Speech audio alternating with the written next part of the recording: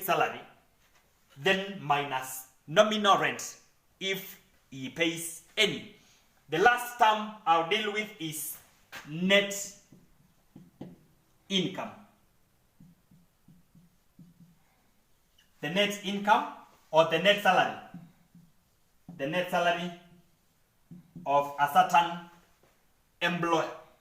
We will say if an employee is paying some things after the end of a given month, then there is that net salary or net income which at the end of the day will remain in his pocket, and that is what we are calling net income or net salary. Therefore, the net salary of an employee is gotten by taking the taxable income minus all deductions. Minus all deductions. Minus all deductions. Therefore, you may find, apart from someone paying the payee, which is the tax by the government, he might be paying other things at the end of the month.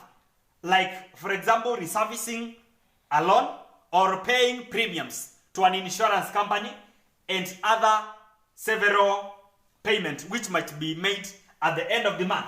And therefore, we are saying the net salary of an individual is gotten by taxable income minus all deductions. And the deductions include, the first deduction is pay, which is deducted by the government itself. Then if the first deduction is pay, we can have other deductions now. We can have other deductions, which will include now transport bills, which will include things like medical bills, which will include things like paying premiums to given insurance companies. And being conversant with all these terms now, then we can now wait for an example in the next episode. So that was part A. I chose to first make you conversant with all the terms which are involved in the subtopic. Therefore, welcome. As you wait for an example, make sure you share our link. Thank you and God bless you.